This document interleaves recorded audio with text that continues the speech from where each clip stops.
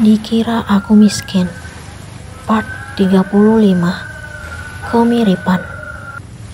Sepagi ini, Andrew sudah berkunjung ke rumah papa dan mama. Apa mungkin dia biasanya melakukan hal seperti ini? Ternyata, walaupun aku dan dia tidak berjodoh, dirinya masih tetap menjalin silaturahim dengan orang tuaku. Selama ini, aku berpikir kalau dia hanya dekat dengan Kak Ratu karena ingin bertanya tentang diriku.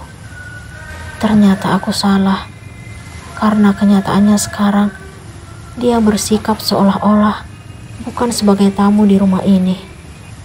Satu hal lagi yang membuatku heran, dia langsung menggendong Bagas, lalu mereka menuju meja makan. Aku tidak habis pikir, kenapa Bagas secepat itu dekat dengan orang yang baru dia kenal. Biasanya, dia tidak pernah bersikap seperti itu terhadap orang lain. Apa mungkin Bagas merasa sedang bersama papanya jika berada di dekat Andrew? Aku juga tidak mengerti. Entah kenapa setelah aku perhatikan, Andrew ada kemiripan dengan Mas Bimo. Apa mungkin ini hanya perasaanku saja? Dulu, aku merasa kalau Mas Bimo mirip dengan suami Bu Dewi, karena aku berharap ingin jadi menantunya. Aku berpikiran seperti itu karena ibu mertua selalu berbuat jahat. Jadi, aku merindukan sosok seorang ibu yang baik. Sekarang, aku justru melihat bayangan Mas Bimo dalam diri Andrew. Aku dengan yakin mengatakan itu karena senyuman mereka benar-benar sangat mirip. Mungkin jika aku makin sering bertemu dengannya, aku akan sulit untuk melupakan Mas Bimo. Kenapa bengong, Klah? Yuk sarapan. Bang Revan membuyarkan lamunanku. Tadi kan belum sarapan di rumah. Iya, Bang. Aku dan Bang Revan pun menuju meja makan. Sungguh, ini pemandangan yang sangat langka. Aku tidak pernah menyangka kalau Bagas lebih dekat dengan orang asing daripada saudari-saudari papanya saat kami masih di Palembang. Anak itu justru bersemangat disuapin Andrew. Bengong lagi. Bang Revan kembali mengagetkanku. Maaf, Bang. Aku pun duduk di sampingnya. Kak Clara. Aku mendengar suara seseorang yang membuatku langsung menitikkan air mata. Ya, itu suara Rangga, anak bungsu dalam keluarga ini, adikku satu-satunya. Aku pun kembali berdiri untuk menyambutnya. Rangga, kami akhirnya berpelukan. Kamu udah sebesar ini, Dek. Aku terkejut melihat dirinya yang jauh lebih tinggi daripada sebelum kami berpisah. Iya dong. Dia pun melepas pelukan. Anak kakak. Pemuda tampan itu menunjuk ke arah Bagas. Iya, ponakan kamu. Dia pun langsung menuju ke arah Bagas. Hai, ini Om Rangga. Nama kamu siapa? Bagas, Om. Gantengnya mirip Om Rangga ya. Aku tersenyum mendengar rasa percaya diri Rangga. Kalau ganteng, langsung aku mirip dia. Andra juga dibilang mirip dia. Bang Revan menggeleng melihat tingkah adik kami tersebut. Kehangatan di rumah ini benar-benar sangat aku rindukan. Aku belum pernah merasakan hal seperti ini saat masih tinggal bersama keluarga Mas Bimo. Mungkin karena aku bukan menantu dan ipar pilihan, hingga mereka tidak pernah bersikap baik terhadapku. Suami kakak gak ikut? Rangga melontarkan pertanyaan yang tidak kuharapkan. Jangan bahas tentang dia ya. Kakak mohon. Aku tidak ingin berbicara tentang Mas Bimo saat ini. Apalagi mengingat kemarahan papa tadi. Tiba-tiba, Andrew memandang ke arahku. Entah kenapa aku tidak kuasa melihat tatapan itu. Semenjak kami tiba di kota ini, dia lebih banyak diam. Padahal saat pertama kali bertemu di Palembang, dia masih banyak bicara. Aku tidak mengerti kenapa dia bersikap seperti itu. Apa mungkin dirinya sungkan terhadap keluargaku? Dia bersikap seolah-olah hanya ingin dekat dengan Bagas. Terbukti sejak tiba di rumah ini tadi, dia tidak berkata sepatah kata pun kepadaku. Mungkin lebih baik seperti itu. Jadi, aku tidak perlu memintanya menjauhi diriku yang masih berstatus sebagai istri Mas Bimo. Aku tidak ingin dianggap sebagai wanita yang dengan mudah dekat dengan lelaki lain, padahal masih memiliki suami.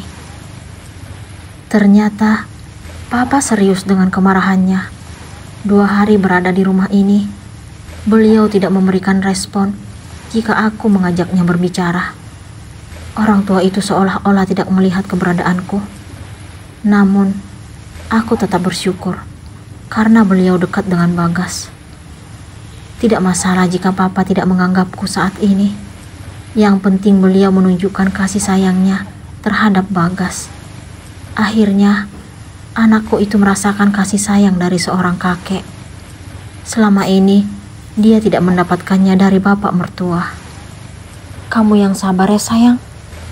Mama yakin kalau papa kamu pasti akan menerima kamu kembali. Terbukti beliau sayang banget sama Bagas. Sepertinya mama berusaha meyakinkanku. Iya mah, Kela tahu kalau papa orang baik. Aku percaya kalau suatu saat nanti, pintu hati papa akan terbuka untukku. Walaupun sikap papa seperti itu, aku tetap bersemangat karena dapat melihat beliau setiap hari. Aku tidak merasa menyesal karena telah meninggalkan Mas Bimo dan keluarganya. Ternyata, aku jauh lebih bahagia saat tinggal bersama orang tuaku. Setelah makan malam, Bagas langsung menghampiri papa ke ruang TV.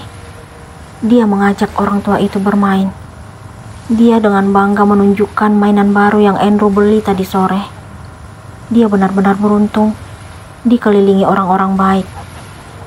Setelah tiba di kota ini, dia tidak terlalu bertanya tentang Mas Bimo. Hanya sekali saja dia berkata ingin bertemu dengan papanya. Aku berusaha memberikan alasan yang dapat dia pahami. Aku mengaku kalau Mas Bimo sedang meminta kami untuk tidak menghubunginya karena sibuk mengurus ibu mertua yang sedang sakit. Nenek sakit ya mah? Tanya Bagas kemarin. Iya sayang. Jadi papa harus jagain nenek. Oh, ya udah. Bagas nanti main sama Om Baik aja. Dia memanggil Andrew dengan sebutan itu. Kenapa Bagas suka main sama Om Andrew? Tanya aku penasaran. Aku ingin tahu kenapa dia secepat itu akrab dengan Andrew. Om Baik kan mirip papa. Ternyata bukan hanya aku yang berpikir kalau Andrew mirip Mas Bimo. Terbukti, Bagas juga mengatakan hal yang sama. Aku yakin, mungkin karena kemiripan yang dia katakan, membuat dirinya tidak merasa asing saat bersama Andrew. Aku tidak habis pikir, kenapa saat melihat Andrew seolah-olah sedang bersama Mas Bimo. Tidak mungkin mereka memiliki ikatan. Mereka saja tinggal di kota dan provinsi yang berbeda. Bisa saja aku dan Bagas berpikiran yang sama karena kami merindukan Mas Bimo. Kamu mikirin apa sih, Klah? Mama mengagetkanku. Saat ini, kami sedang duduk berdua di teras depan rumah. Gak ada, Mah. Aku terpaksa berbohong. Karena tidak mungkin mengatakan yang sebenarnya tentang Mas Bimo. Apa suamimu masih menghubungimu? Itu gak mungkin, Mah. Karena Klau udah ganti nomor HP dan semua akun sosmed. Apa kamu serius akan berpisah dengannya? Itu bukan pertanyaan, Mah. Bukankah Papa dan Mama berharap agar Klau berpisah dengannya? Aku bingung kenapa Mama melontarkan pertanyaan seperti itu. Itu memang benar. Tapi Mama masih punya hati. Mama gak mau melihat kamu sedih. Apa menurut Mama, Klau terlihat sedih? Aku ingin tahu seperti apa penilaian Mama terhadapku setelah tiba di rumah ini. Mama lihat sih enggak. Tapi mama gak tahu perasaanmu yang sebenarnya. Kenyataannya, Kela memang gak sedih, mah. Kela justru bahagia karena mama masih bersedia menerima Kela sebagai anak. Ya, walaupun papa tidak melakukan hal yang sama dengan mama. Kamu tetap anak mama. Bagaimana mungkin mama tidak menerima kamu? Mama mengusap pipiku. Terima kasih, mah. Iya, sayang. Oh ya, mama boleh nanya sesuatu? Mau nanya apa, mah? Apa yang membuatmu ingin pisah dengan suamimu? Padahal dulu, kamu tetap ngotot harus nikah dengannya, walaupun papa dan mama udah memohon agar hubungan kalian berakhir. Akhirnya, aku mendengar pertanyaan itu terlontar dari bibir mama. Lebih baik aku tidak menceritakan perselingkuhan Mas Bimo. Mungkin alasan yang lebih meyakinkan adalah karena laki-laki itu lebih memilih berpihak pada keluarganya, walaupun sangat sering menyakitiku. Kela udah gak ada kecocokan dengan dia dan keluarganya, mah. Kenapa baru sekarang? Apa sebelumnya kamu tidak merasakan hal yang sama? Ternyata mama belum puas dengan jawabanku. Saat aku masih berpikir akan memberikan jawaban apa kepada mama, sebuah mobil memasuki halaman rumah. Sebelumnya, aku tidak pernah melihat kendaraan roda 4 itu. Aku sangat mengenal mobil Bang Revan, Rangga, dan Endro. Siapa gerangan tamu yang berkunjung?